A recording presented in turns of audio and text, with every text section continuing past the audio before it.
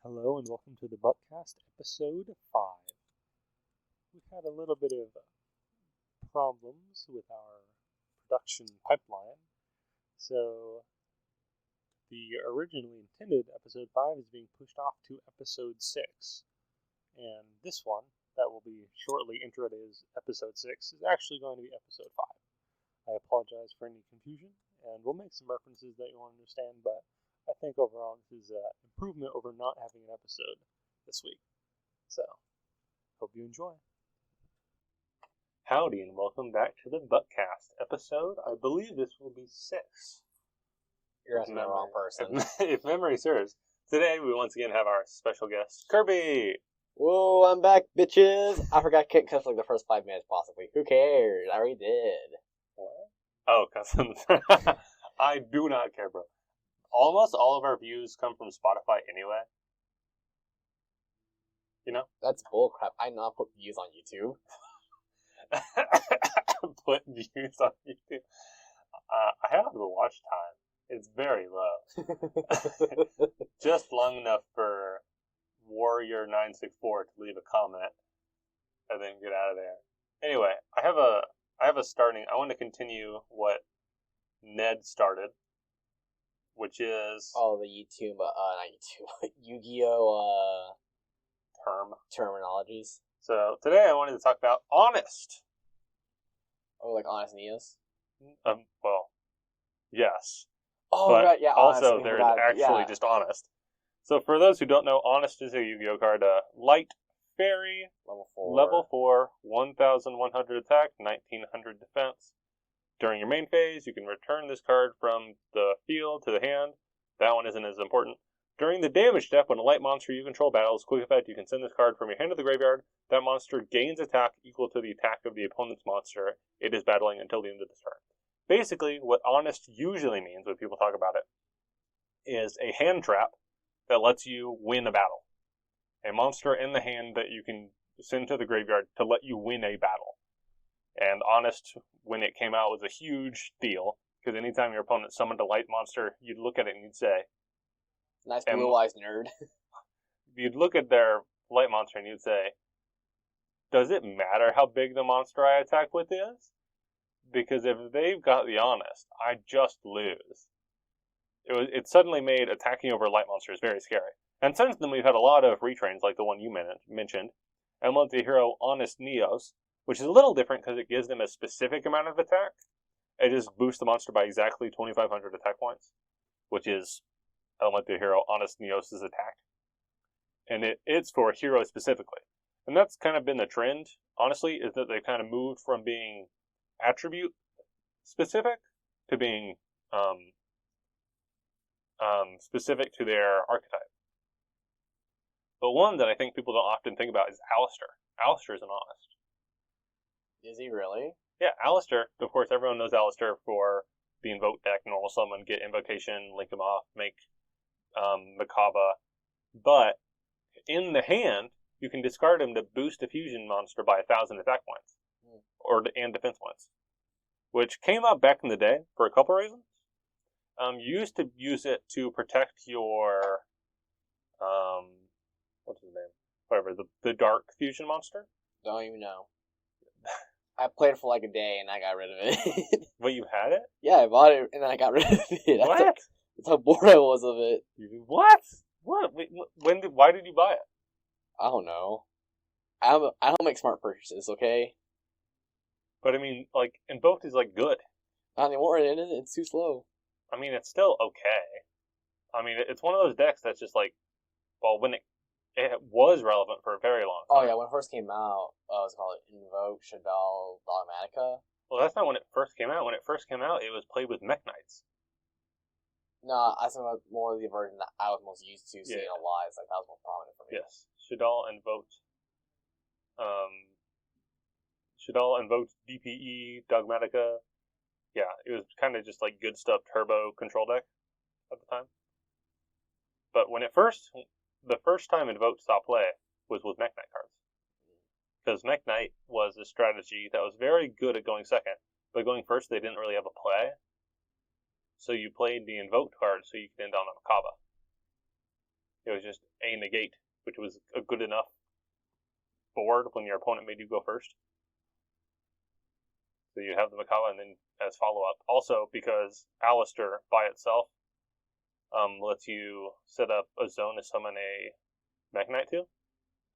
Because you blink it off for Almirage, and then you'd set the invocation in the same column. So now you have 2 cards in the column, you can summon the Mekk-Knight. That's right, I wanted that a lot. Yeah, and then you could link them off for something. Like Alistair the Mad Invoker, for instance. That was something people summoned pretty often back then. And then you'd activate it, fusion summon with the Mekk-Knight and the Alistair to summon your Makaba.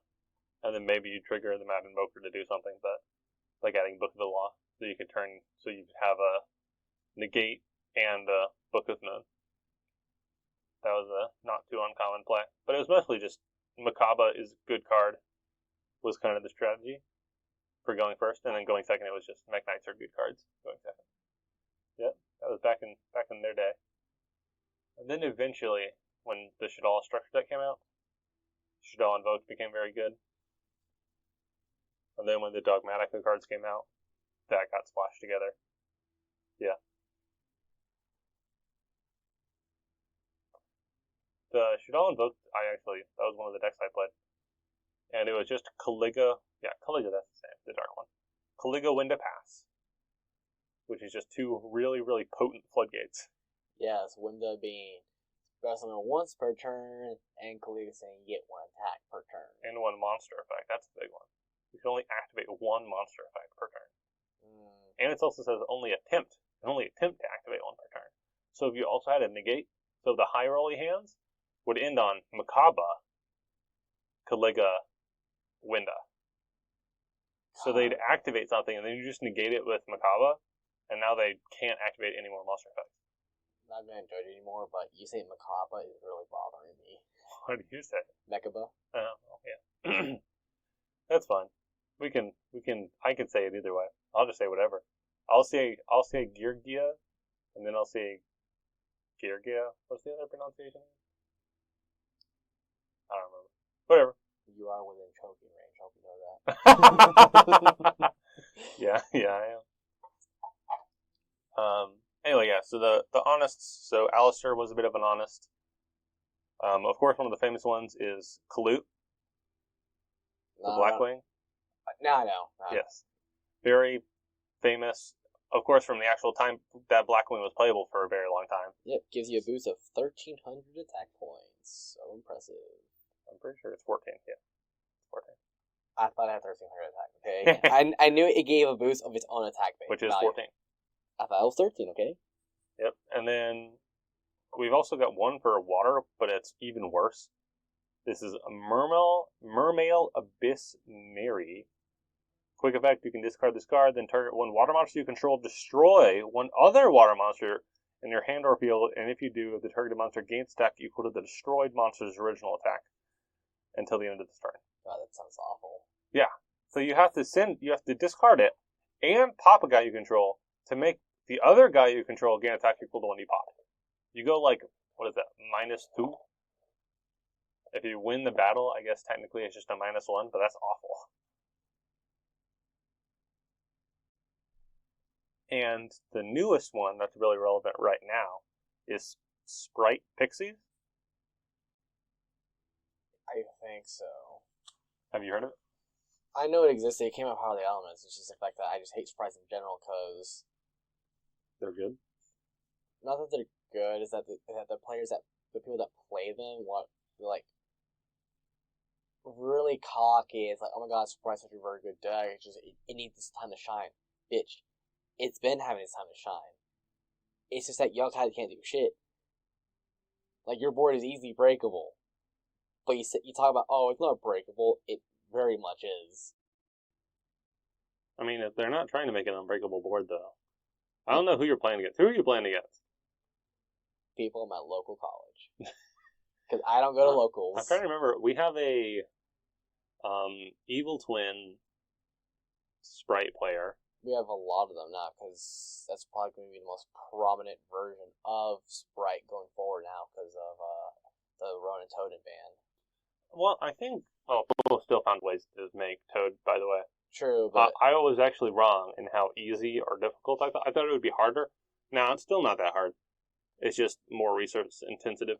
So. yes, but it's probably not worth it. So you have others playing either Evil Twin Sprite or Tri-Brigade Sprite, or better yet, Evil Twin Tri-Brigade Sprite. People are throwing in a lot of variants, yeah. Yeah, we knew a guy who talked with That's right. Tri-Brigade Sprite. That's right. He went to what was it, local or regional? It was regional. He went to regional. Yeah, he got second place and got his own YouTube time slot. Yep. Congratulations to him. Yeah, but Pixies specifically, it's a little different in that it can send itself from the hand or field. And the monster you control gains attack equal to the opponent's monster, so it's more like the original in that way. But it also has all the other normal sprite effects, like it can summon itself. Yeah, as long as you control a level 2, rank 2, or link 2 on the board, you can do it. One that I remember from the good old days, which is right at the end of TOS format, which is Prohibit Snake. Prohibit Snake? Do you know what Prohibit Snake is? Never heard of it because I was never part of TOS. Prohibit Snake is a level 2 Cyberse effect monster that, at the start of the damage step, if your Cyberse Link monster battles an opponent's monster, you can send this card from your hand to the graveyard, return that opponent's monster to the hand. So what you do is you'd play like one of this in your salad deck. Of course, salad. And if your opponent ended on a window, usually you just hard lost. Because like salad can't play through a window, right? But if you played one Prohibit Snake, you could search it with Signet Mining or by normal summoning Lady Debug, right? Mm-hmm. And then you could link off into you use your one special summon to link summon Baylinks. Then you attack with Baylinks. And you use Prohibit Snake to bounce the window. And then you combo off in main phase 2. So, that's a good one. And that one's a little different because it bounces specifically. You still win the battle, but instead of destroying it, it just bounces it. I mean, it's a lot better because now they have to use more resources again to bring it back instead of having to just say, "Oh, monster reborn," in case they had a monster. Well, yeah. In a way, it's better. I think back then they were using the trap card to summon it. Oh, by banishing materials, which I think it was better to bounce it back because they had to banish the shit all from the graveyard to summon it in the first place. If you destroyed it, a lot of the time they'd play 2 window, so they just banished the window that you popped to make another one. But since you bounced it back, they just didn't have another Shadal in the graveyard to make more. So that was pretty good. Also, one of the funniest things is that Dark Honest came out. Dark Honest? Yeah, it's literally just named Dark Honest. Same stats and everything, it's just a dark monster. And it's got the same, the effect is kind of inverted. During the damage step, when a dark monster battles, you can discard this card, and then the opponent's monster loses attack equal to its own attack. So it just becomes 0. It's kind of accomplishes the same thing. Wait, is it own attack or like original attack? No, that opponent's monster loses attack equal to its own attack. Okay, so it's currently at right now. Because if it said original attack, then you could have some weird shenanigans. But it just basically just sets it to 0. But they worded it funny. But my favorite part about Dark Honest is that people call it Liar. Which I think it should have been named in the first place. I think that's just a miss. Why wouldn't you name it Liar? That's just funny. At least I think that's funny. Am I alone? Am I the only one that thinks that's funny? So you know when the next podcast updates. I caught a little bit of that. Okay, we're back. Subscribe. Technical difficulties, as always. Yeah, by the way, new mics today. Probably not as good as the mic last episode, but this is probably going to be the workhorse moving forward. This quote-unquote mic is small enough to fit in my backpack, so I'm probably just always going to have it on me. So whenever I want to record, if I can't have access to a better mic, this will be the default mic moving forward, assuming this audio is any good. Anyway, we were talking about the Honest Effect and about Liar. Yes, Dark Honest. Mm-hmm. So now I want to talk about Unless you have some, of course, obviously, feel free at any moment to interject and actually say things. I mean, besides to potentially shut down any more allegations that are thrown against me, I have nothing to say right now at the moment that I heard of. Why do you? I feel like on a podcast or something, like the best thing you can do is just not talk about it. Just let people forget instead of like, you know, guys, I didn't do that. You know, I definitely didn't do anything to get an adventure engine. Also, what's it called? But I do have something to interject. Your previous guest, I believe, no, well, one of the previous guests, Jay. Yeah. Fuck him. Yeah. He talks all this big fucking game, bro. Good friend, but I fucking hate him. Uh-huh. Him and his old Thunder Dragon Colossus being best deck, bro. It's never coming back. Stop complaining about the Konami. You're not getting your Thunder Dragons back. Thunder Dragon's ass, bro. Get out of here. Anything specific you want to talk about, or is it just his Thunder Dragon opinions that are what really rile you up? Thunder opinions, how he preaches like tier element best deck, even though statistically speaking it is best deck, but he can go suck a nut. It's terrible. It's god awful because they can do anything with their board. Mm-hmm. That perfectly segues into tier conversation. So, you know, I am playing tiers right now. That is the deck I picked up. I'm still not super happy with my build. I wanted to play the combo variant that goes into Curious and stuff, but I don't have all the cards, so I'm playing this weird mix between the combo variant and also the really old school variant where you play Swamp King and you summon Caligo Winda that no one really plays anymore. But those are just the cards I had, because I do own Invoked and I do own Shaddoll cards, so I just had everything already. But I've been thinking, and so I'm playing a budget variant, of course, because I'm not rich. So I'm not going to buy 3 of the field spell. Wow, not having the field spell? Boomer mistake. Yeah. But I'm thinking, like, if my deck's already not going to be optimal, maybe I should make it funny. So I was thinking about what the funniest fusion monsters I can try to end on are. And I was trying to find something that was goofy. I couldn't really find anything that was too goofy. It was all just like big old funguses that have good effects or something. And I was like, well, that's kind of what they're doing already. So what is the like opposite of that I can do? I'm like, oh, what about summoning waifus?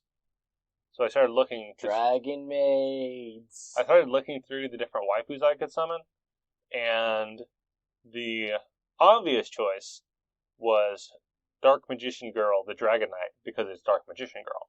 And also, as a funny side effect, I played 1 copy of Dark Magician Girl in the deck. You need to summon her.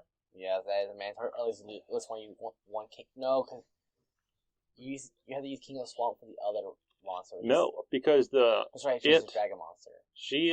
The fusion materials are Dark Magician Girl and the Dragon Monster, but it says you can only perform this fusion summon with the above materials, so you can't use Swamp King. But luckily, because of the Beasted cards, whatever, the new Dragon cards that came out that are all DD Crows, you already want to kind of play them by default in tiers, and they're Dragon Monsters. So if you just play 1 copy of Dark Magician Girl and 1 copy of something that lets you fuse from the graveyard, of course I'm choosing Necrofusion, you can reset the Necrofusion off of a Griffin, right? And then bam, you can just make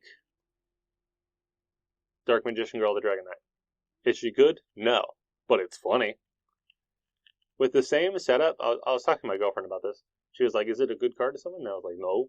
And she's like, well, why don't you summon something good? And I'm like, well, with the exact same setup, if I played actually Dark Magician or Swamp King instead, I could make Dragoon, which is an actually good card. Yeah, why? But then it wouldn't be funny. Like, why wouldn't? Wait, don't you own a copy of Dragoon? I sold my Dragoon forever ago. That's pain. I sold it right before it got its actually decent reprint, so that was a good move on my part. But I don't know. I want it to be bad. I don't want to. I mean, it's funny that the effect is even relevant. Like, if it didn't have a disruption effect, I'd still be summoning it, because that wasn't the point. The point isn't that it's good. The point is that it's funny. is that I'm sending Dark Magician Girl to the graveyard, and then I'm summoning Dark Magician Girl to Dragon Knight for no reason. Just be like, hey, you like waifus, right? Here you go. Here is Dark Magician Girl to Dragon Knight. Which now just leads me into let's talk about card arts. So when I was doing this, if you don't know, Dark Magician Girl, the Dragon Knight, has two arts. Has two different artworks. So there's the old artwork and the new artwork. And the new artwork is more visually interesting. So I think I'll go with that one. But it's not strictly better, and it's also not strictly, like, looter either, to be honest. Which is what I thought they would do. Konami doesn't do loot. Remember, from OCG to TCG, example, Harpy's Ladies. Uh-huh. They had all that skin showing, now it's just clothing. What the fuck? I think it's funny, because back in the old days, of course, right, they would just, like, completely change the artwork. It was, like, a different artwork for a lot of them. I think the Harvey Ladies, they just got more clothes. They turned their skin into skin-tight suits. But for a lot of them, like, Ultimate Offering and Ring of Destruction was just, they edited it. But for a lot of them, it was basically just a completely different card art. Or they just didn't release that version. Like Dark Magician Girl, for instance. She's got a bunch of different card arts. But the more lewd ones just were never released in America. They just didn't release it. For instance, we have right now, the Lost Art promotion is still going on, right? You know what the Lost Art promotion is? Nope. If you spend more than a certain amount at an OTS store, buying official Konami product, they then give you whatever the Lost Art promotion is of the time, which I think they've done like Exodia pieces, a couple of like Rings of Destruction, and one of them is Dark Magician Girl. And it's just to get the uncensored artwork in English. Isn't the uncensored artwork maybe like more cleavage shown and the symbol on her? Well, for Dark Magician Girl, it's just an artwork that just doesn't exist for us over here. I mean, I can pull it up for you.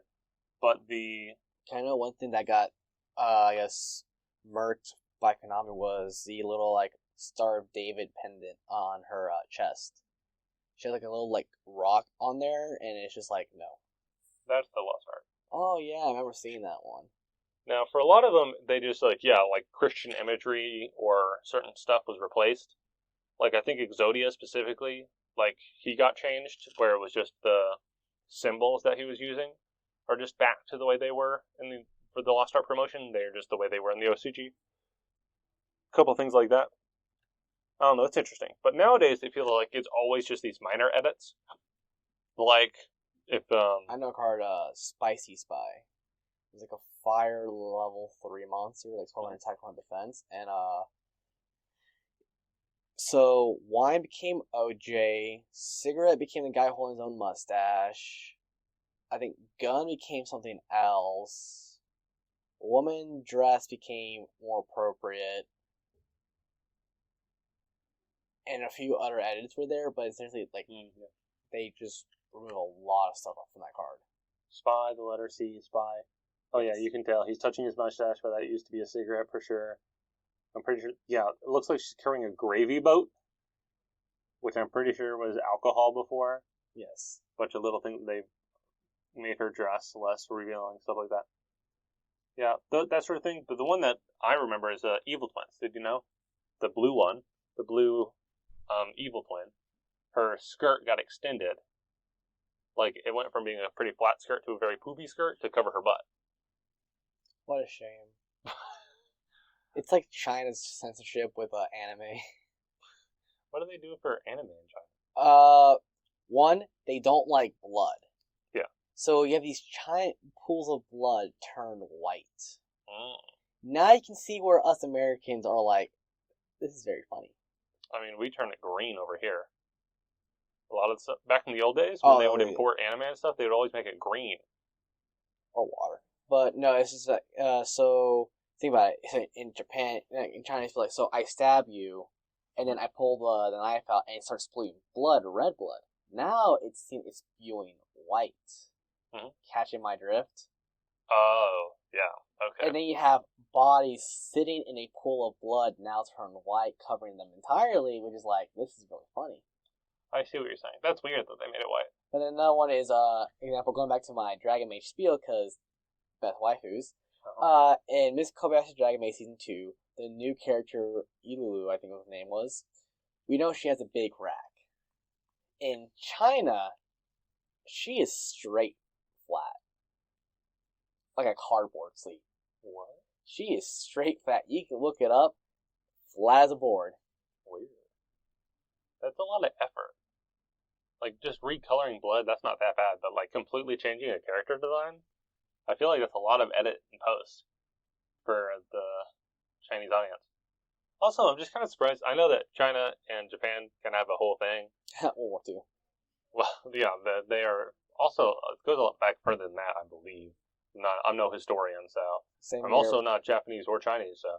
No, but I do know that the Japanese commit atrocities during the World War II era. I'm pretty sure it's one of those things where it's just, as far back as their culture goes, they've been at war with each other. And so they've done all kinds of horrible things to each other. One of those lovely stories.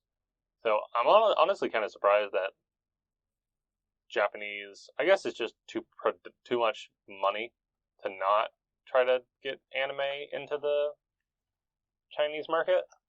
But it feels like something that China would just straight up ban. Just any production from Japan.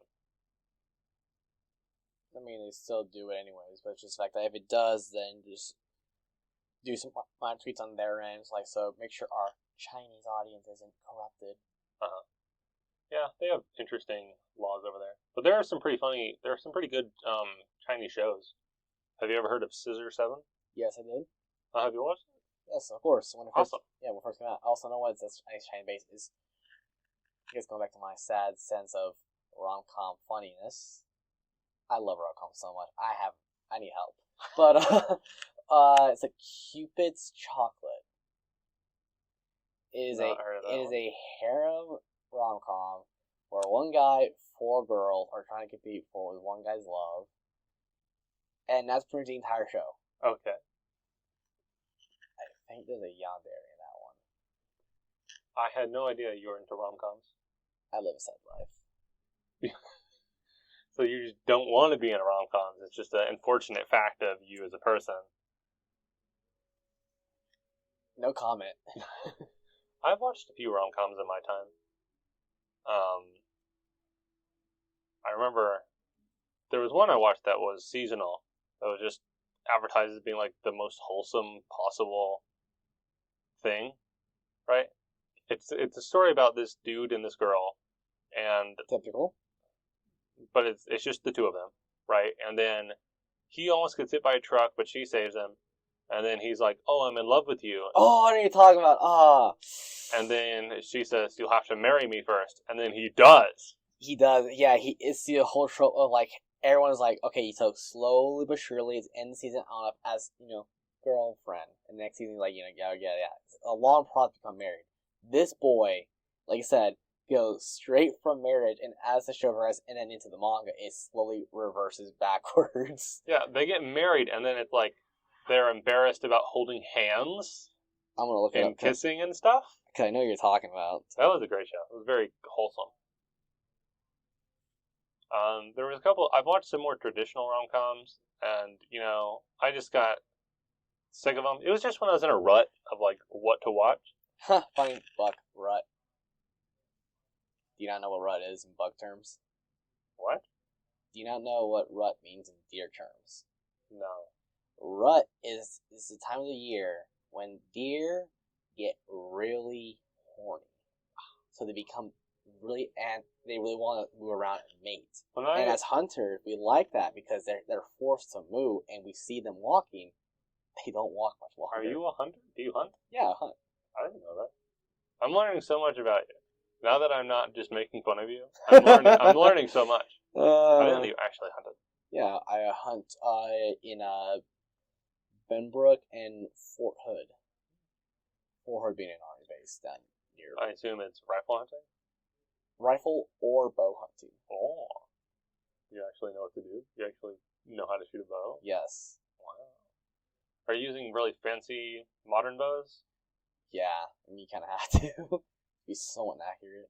I know, but it's like, I don't know, it's part of the challenge, I guess, to use the crappy ones, but I mean, all still, depends on your skill. still, your sight is just 3 prongs of different colors. Oh, you don't have the fancy scopes? For compound bows, no. It is simply just like a circle with like 3 prongs sticking out of it. It's like, okay, that's your sight. That work from there. Oh. Then the crossbow is, that one has a scope on top, and rifles will always have a scope on top, unless you're bald enough to go iron sight. I had a iron sight. I've never been hunting though, personally. I had some friends who went hunting, but my dad, for whatever reason, he never really liked hunting or camping, so I didn't really do those as a kid.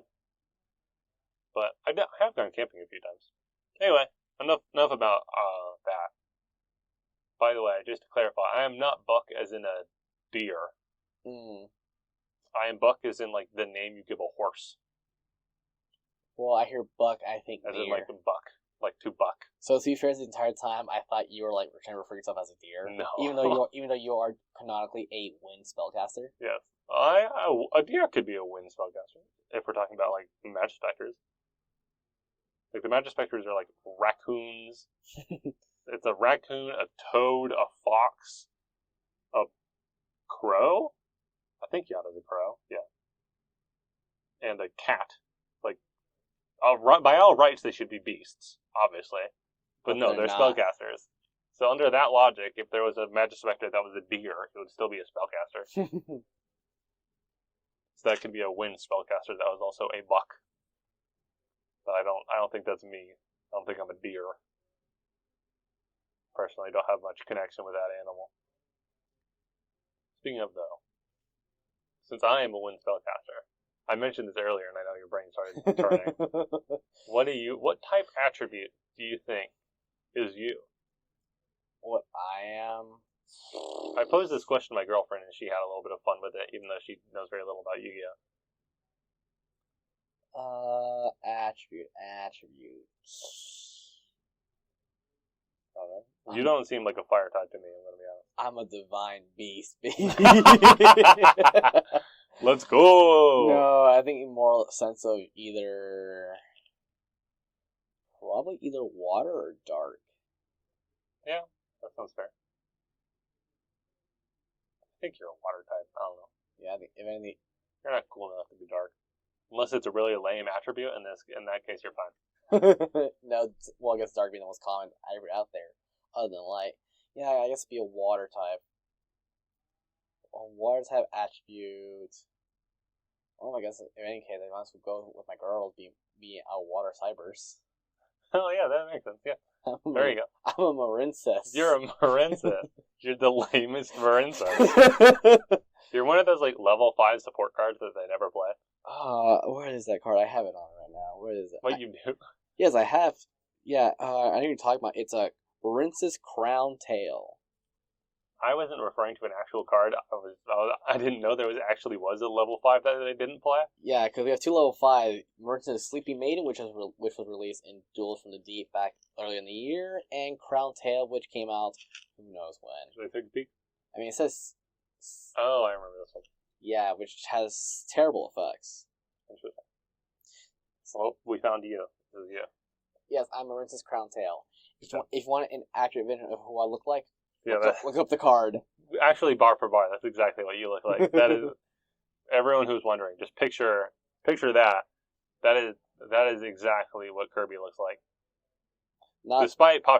Despite maybe thinking that he was a pink sphere. Yeah, I'm not Actually, the pink amoeba, which is like 6 inches tall, super hungry all the time, which I am really hungry right now. He's 6 inches tall? Yeah, he's 6 inches tall. He fits in the palm of your hand. He has the power to punch Earth in half with one punch. I didn't know he was so small. He's very small. He's like also an infant. He's like 6 years old, and he runs on sleep, food, and whatever disturbs him. I thought it'd be like a Mario situation, where Mario's like surprisingly tall. Have you ever seen people in like the Mario life-size costume? He's not super tall, but he's like big. He's as tall as like a short person, but he's just as wide as he looks in the game.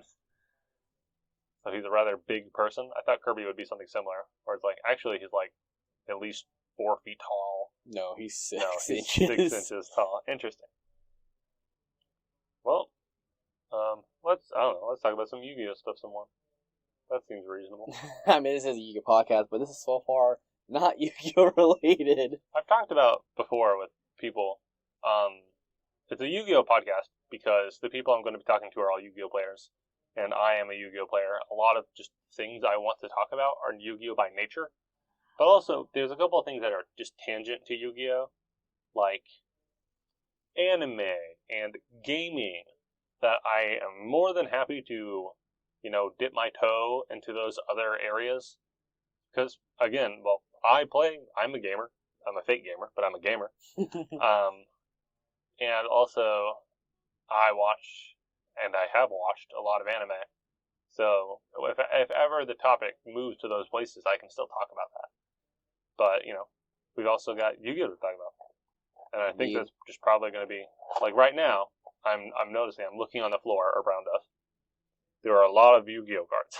Oh, yes, this is my current collection that I still have remaining. Wait, this is all of them? Yes, I don't have... What? So your entire collection is, what is that, 1, 2, 3, 4, 5, 6, 7, like 10 stacks of cards that are about a deck big? Well, this one is, 600 cards? No, this is like hand traps. Yeah, but it's like a deck big. I'm looking at I mean, because the sleeves help.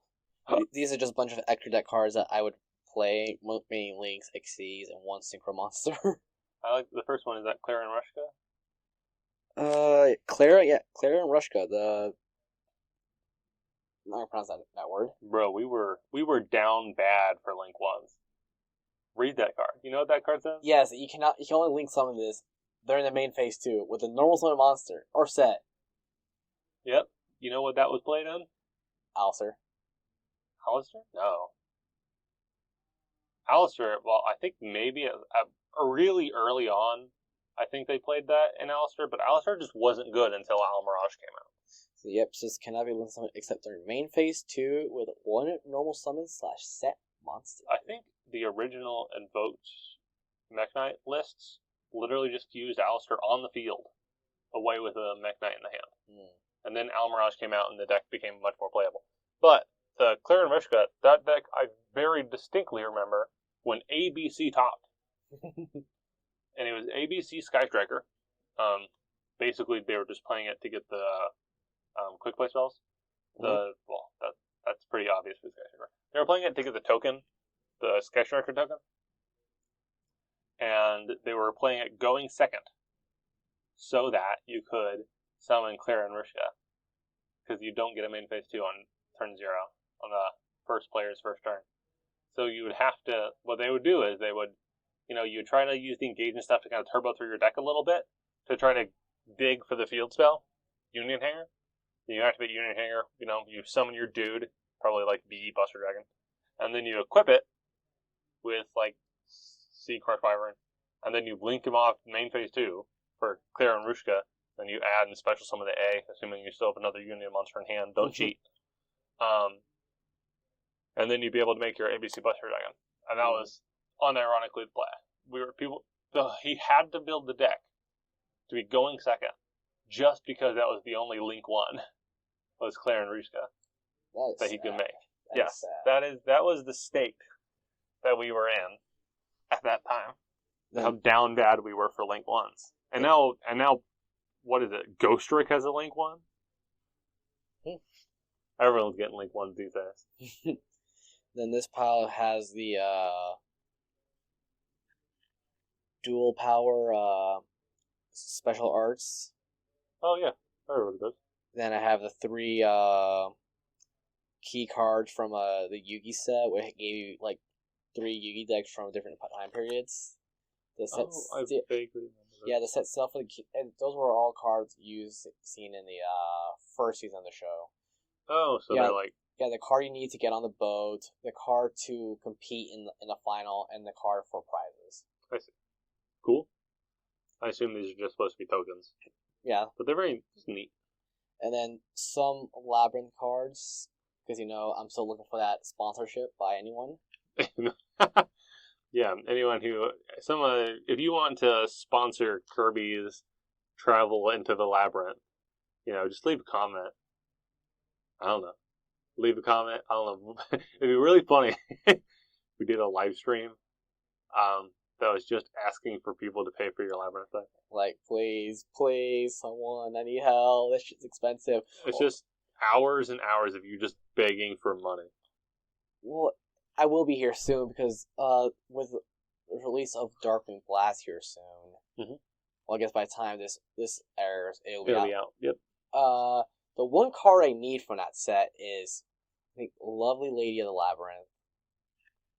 Oh, no, Lovely Lady, like, she had, like, a weird fucking, like, renaming, because they don't put OCG text of just Lady of the Labyrinth. Mm-hmm. And essentially, she's just an overall better boss monster for the deck. What was the previous boss monster? I think I may have said the name right. Lovely Lady. I keep forgetting this fucking card. I have it open up, but right now, where we are currently at, Wi-Fi is kind of not existent. I just boot my mic. Hope that didn't cause problems. Anyway. Labyrinth is interesting. I will repeat something I already have told you, but for the audience's sake. I recently watched a Hard Leg video, by the way. Watch Hard Leg videos, they're good. Where he talked about how he had a tournament. Their tournament setup was you could pick any deck build set, but you could only play cards from that deck build set. And what won the event? Of course, it was Labyrinth. Because Labyrinth is the best one in its deck build set. And it is the newest deck build set, so obviously power creep. Not surprising, but also, they're just good cards. And they not only won, but the top 3, if I remember correctly, all of them were Labyrinth. All the top 3 players, I'm fairly certain, were Labyrinth players. You see, I saw something, I trusted my gut, and I knew Labyrinth would be good. I'm not sure if in the normal meta, Labyrinth will be all that good. They do have a surprisingly good matchup against Sprite. Yeah, but Tears. Oh, against Tears, we're screwed, because again, we like sending stuff to the grave. Tears like that. Oh. So this is definitely a rogue, hoping you go against just only Sprite and come to the final and be like, you're all 3 elements. Yeah. Well, looks like I'm scooping this next round. Especially with Darkwing Blast, Tears is in a whole new level now. Yeah, now we gotta wait for the new set that comes out in December, and Tears is gonna skyrocket to 0. Again, yeah. I think right now they're still tier 1, because, there's enough rotation from other decks that keep them down 1. Yeah, different Sprite variants. But yeah, here soon we're about to see Tears become entirely the meta. Yeah. And then Konami's gonna hope to come by here soon. I think hopefully, but most likely they're gonna do jack shit for us. Well, it's probably gonna be the 3 months. So we got November, December, January. Yeah, so it'll be like a February ban list. Just in time for love. Just in time, yes. It's gonna be on Valentine's Day. I'm sure you and your girlfriend will be so happy together on Valentine's Day. And then I'll be like, ban list! There's a ban list! Stop what you're doing. I'm gonna look at the ban list. I don't know. You guys will be on your date. Make sure you get a message on Discord. Guys, there's a ban list out. You'd be like, forget you. You think I read Discord. As if. No, bro, I get the YouTube feed. My YouTube feed would suddenly explode. Anyway, let's talk, now you've made me think. What if, for Valentine's Day, what cards would you want off the ban list? Off or on? Off? I'm thinking here like a bit, like, for if Konami released it on Valentine's Day, what would be the hit that made the most sense for it being Valentine's Day? To put it on there... Ooh. I'm trying... It's just because you mentioned, because we have come this far. Okay, Summon Sorceress, she's a bit of a mommy. Maybe if you just took that off, it's kind of Valentine's Day-y. Except, obviously, terrible idea because it's way too good. You say that, funny enough, I do own a personal copy of it. You own Summon Sorceress? Yes, I do. I don't think I ever played in person with people who owned Summon Sorceress when it was legal. Yep, 2 monsters with the same type except tokens, and of course its effects is just... busted. Yeah. Yep, if this card is linked to summon, you can special summon 1 monster from your hand in defense position to your opponent's zone this card points to. You can target 1 face-up monster this card points to. Special summon 1 monster from your deck in defense position with the same type as the monster to his zone this card points to. to negate this effect once per turn. I am rephrasing this now. Let's play Smash or Pass. The Yu-Gi-Oh! Yu-Gi-Oh! Ban list, right? Let's just go down the list. Archnemesis Protoss. I need some card art. Remember that guy? Pass. I'm also not interested in Eldritch. I don't think I want to test my waters with a giant snake. I think neither of us are interested in Blackwing Gofu the Big Shadow. I think isn't it just a shadow? It's a bird. Oh, I thought it Just a bird. I thought it was like a literal shadow. Personally, not interested in birds. Blaster, on the other hand. What do you think about Blaster? Blaster, Dragon Ruler of Infernos. Classic card, well known, well liked. Pass. Yeah, I also don't like dragons. I think, as... Also, another tip to Jay. Fuck is Dragon Link, bro. Dragon Link best deck. Fucking stupid, bro. You gotta test that. You also hate Dragon Link, which means you also hate Jay. I am noted Dragon Link hater. Because it has been around for... I talked about this before, but when decks have been around for a while, if it's a control deck, I don't actually... Like, my hatred for it doesn't grow very much. Like, Sky Striker's been around forever, but I don't hate Striker. Like, at all. Invoke's been around forever, but I don't hate Invoke. But, like, Drytron and Dragon Link, those guys, they have been around forever, and I despise them deeply. So, I think maybe I just have a vendetta against Combo, even though I played Combo pretty often, so, I don't know. Well, you have terrible friends, because the two other people on the show have possessed a deck you really hate. Yeah. That's probably not a coincidence. Anyway, but now to speak about Smash Pass, I'd say that I have pretty vanilla taste. So I'm not going to say Smash to some big robot like a lot of Yu-Gi-Oh players might. I'm not going to look at some Drytron and be like, oh yeah, smash that. But there are a couple cards that might be smashable on this ban list. Block Dragon, I'm not interested in Legos. I don't know if you are. No, I'm not. Dandelion, no thank you, is a plant. I don't even have... I don't think its mouth opens. I don't know. Not interested. Moving on. Jin, Releaser of Rituals. I mean... I think I pass. I'm personally not interested. I know. But at least she's humanoid. That's an improvement. Yes, for the best part, humanoid. Eclipse Wyvern. They're just a dragon again. I'll pass. Yeah. I'm going to skip Eva because I think it's a baby. Snow is a real question. I look at Snow and I think... This would make us a furry. We said yes, so I'm going to go no. I am not of that opinion. But I look at Snow and I'm like, I don't know... Plus, I think that is also a child. Yeah, that's the problem. I look at Snow and I'm like, I need to have a conversation with this thing to learn its mental aptitude. And also, even if it does have, like, 18 plus mental aptitude, if it's like a squirrel or something and it's only a few months old, but that's adult for a squirrel, no thank you. You know, I think that's a good test. If they reach maturity at the time that a squirrel reaches maturity, you're a furry. That's an animal. What are your thoughts on that statement? I think I agree with you. Well, Granted, there are very few, I guess, animal-based Yu-Gi-Oh cards that are like, fuck it, we ball. What even is Snow? It's got like mouse ears. Like, I don't even know what Snow even is. It's like some squirrel something. Maybe it's a chinchilla. That could be it. I was thinking like chipmunk, but like that's not the right word. Anyway, Snow has a very human... Oh, no, it's not even that human a face.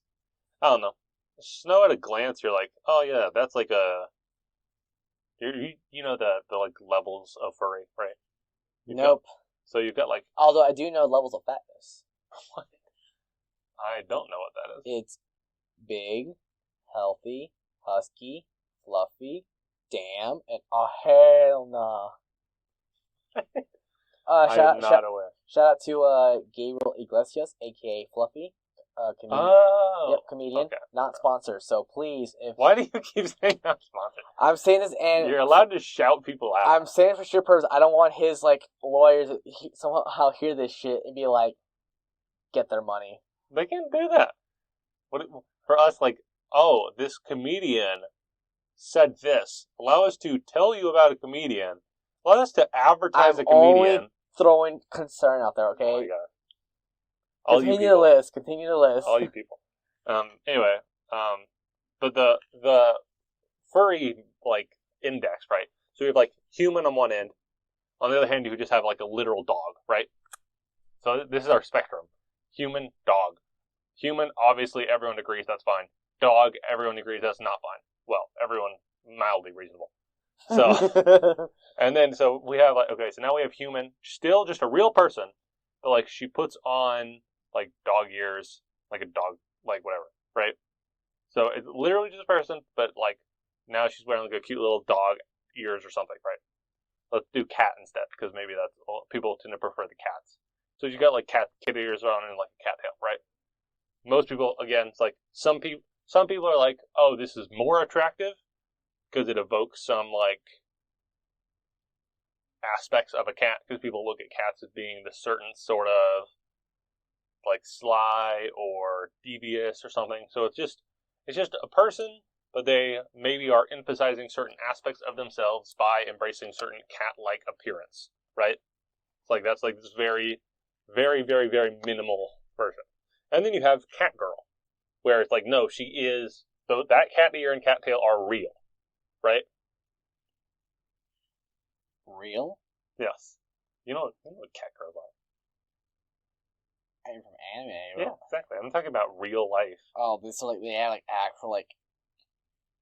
I'm like, no, they have not genetically modified any people. That's what I'm saying, like... to be cat girls. Although, I remember posting, it's like, it's possible to make genetically accurate cat girls, but funding is required, and of course, you know, the whole joke is that the anime community be like, bro, we're fucking raiding all the banks in America to fund this project, bro. We need this shit now.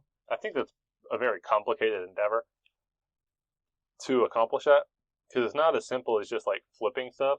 At that point, because genetic engineering, by the way, is very interesting stuff that people can do with that. I watched a video where a guy made a lactose pill that lasts for months, and what it is it's a virus, that he's eating tons of this virus, and this virus is infecting his cells, and the cells then can digest lactose properly, right? So he's basically just consuming a bunch of viruses that all then turn his body to be able to consume lactose. And it works for like a month because he's literally just changing all the cells inside of his stomach. But since the virus doesn't replicate for safety reasons, after a month, all the cells that he changed die and get replaced by new ones that are using the default code, which is lactose intolerant.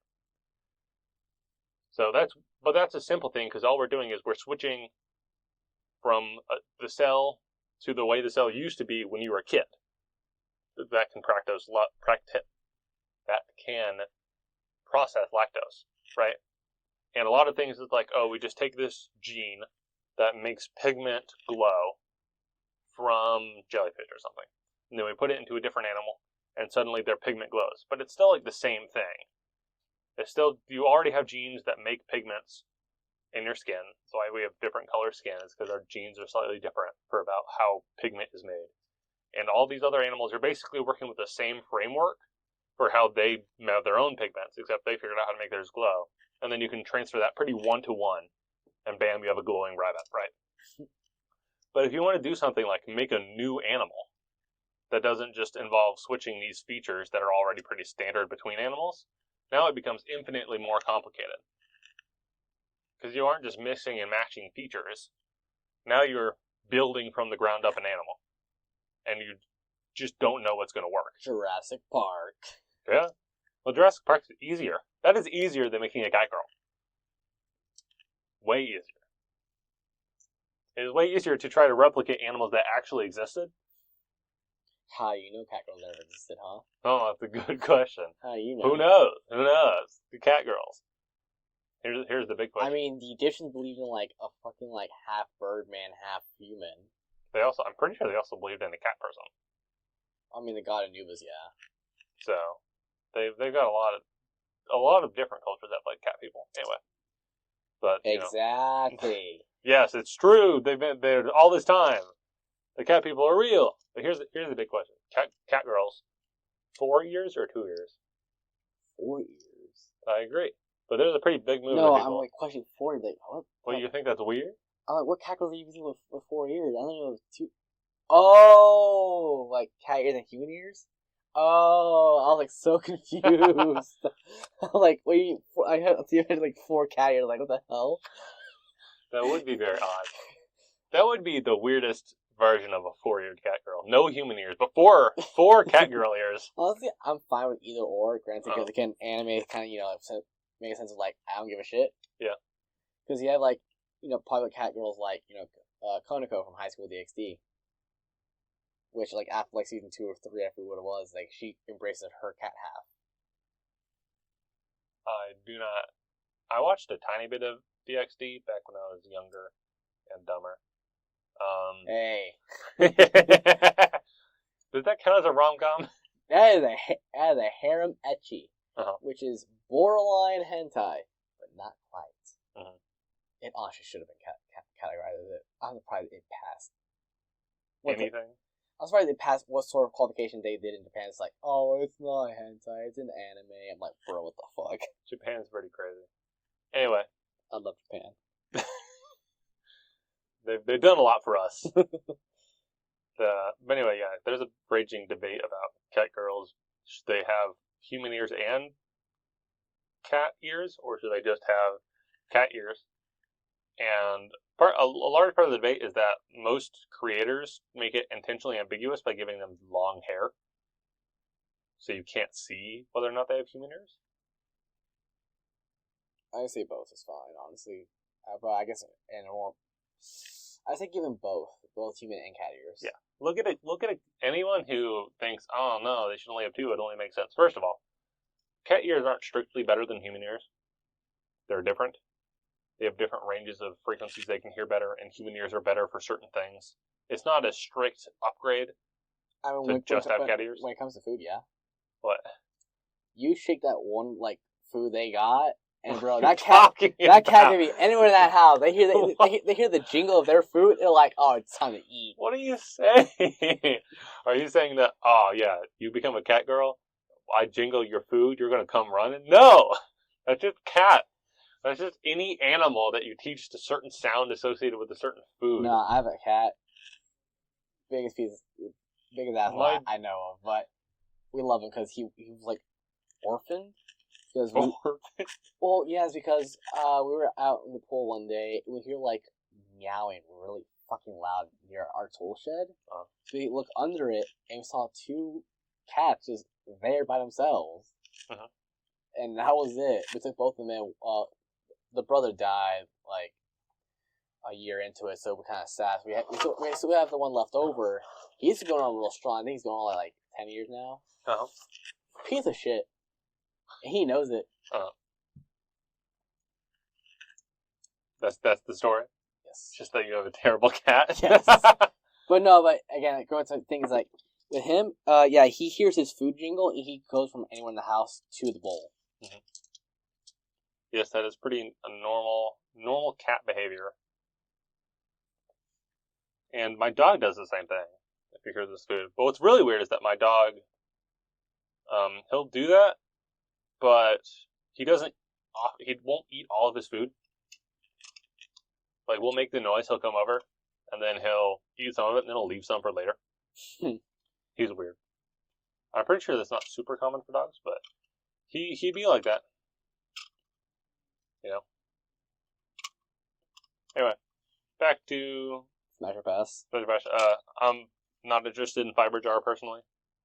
Yeah, not into a Plant Rock. Fishboard Blaster, no thank you. No thank you, no. Blow Up Bull, Grinder Golem. Grinder Golem. It's in the name. Gay? Maybe some gay man will find that funny. Love Leader, Magical Scientist, he's a human. Yeah, but no. Magispector Unicorn Kirin. He's already boned my archetype. No, I'm not interested. Masterpiece, if you're sadistic, I guess. No. Maxi, that's literally just a cockroach. Mind Master, Brain in a Jar. Orcus Harpor, Plushfire, Amaryllis, blah, blah, blah. Okay, going back. Master plan. Let's call. Oh, wait, you want to go back? Phoenix Team Cluster Amaryllis. I would only say Smash because of fucking Akiza Izinki from Yu-Gi-Oh! Fighting, bro. What? You're like, man, that girl was so hot. I should have sex with a plant. Shut up. I'm only what does that saying. even mean? But what are you saying? beyond that, okay, so Relax, no. Run Toadette, no. Master Plan, easy yes, bro. Master Plan, I mean, she's an actual woman. Right now, I'm tempted to say yes bro, because she gives off MILF energy, bro. Right now, I'm tempted to say yes because what we're working with has been so bad. She gives off MILF energy. I mean, she's definitely in the right age range. Yeah, she's an adult. Being allowed, yes, she's definitely an adult. I mean, she's a working lady. I appreciate that. You know, clearly she's got working at some business somewhere. She's probably got enough income for the both of us. So that's always nice. She's gonna be a stay-at-home dad, potential dad. Who knows? Maybe she doesn't. She might just be a permanent working woman. You know, my concern is she doesn't want me. I look at her and I'm like, she doesn't. This woman is too good for me. She doesn't want me. No, she screams, "I'm too focused on the job or fuck anyone." Her hair is kind of wild though. Like, what is going on? Bro, you hating the hair? I don't know what's going on. I don't know. Tentative smash. Tentative. I would. Lotus, no. You definitely want to smash Victory Dragon. Shut up. And no. See, Horn's an actual dude. No. Supreme King Dragon. No. Thunder Dragon Colossus. We both know that Jay would smash. Yes. If Jay was given a life-size model of Thunder Dragon, he'd be like, I'm marrying you, and that's it. Halki Fibrex, no. Guard Dragon, Argopint, Not interested in no. dragons. Elpint, no. Metalfolk Electromite, no. Well, let's take a look. Electromite is interesting because I'm pretty sure there's a woman in there somewhere, but she's got so much going on, so much crap going on that you can't see anything. Yeah, I'm gonna say no. I mean, I'm kind of curious what. Don't mind me while I Google. If she is actually, I'm pretty sure Electromite's a woman. If Electromite, we have an image of her, like, not in armor, for instance, to actually know what she looked like. Because, like, there's something going on there. There's a person in there. Oh, on closer inspection of the artwork, possible booba? I don't know. Interesting. I mean, obviously, it's not a smash because I can't tell what's going on. But if, my Pendulum or Metal Foes fans want to tell me, some other card that is also the character Electromite, so we can get a better look of what she's actually working with, we can reevaluate our opinion. Yeah. Goblin, no. Nope. Mermaid, no. Linkcross, no. Well, sorry, back to Mermaid for a second. Not interested in Mermaid, but concept of mermaids in general. Thoughts? I think two are into this. One, we have, the common, top side man, bottom side fish. But I have seen the skit on Family Guy where it's top side fish, bottom side man. Mm-hmm. Where are you going with that? I don't know. You just wanted to say that? Yeah. Is one more smashable than the other? Which one? I don't know, because... You don't know? I would say, I guess, topside human, bottom side fish is more smashable. I'd agree. Because I want to see a fish's head. And no. They can't have even... I don't know how they could even have human intelligence with the fish brain. But the fish... And that's when my microphone cut out. So that's all you get this week. We didn't really get a proper intro, so here I am, recording one after the fact. We had a small bit of technical issues, and then we had to vacate our recording location, so here I am, filling you in. I hope you enjoyed. Be sure to tell me what you thought. Like, comment, subscribe, whatever. Follow? I don't know how it works on Spotify. Just watch the next one, I suppose. Thank you very much. And have a good day.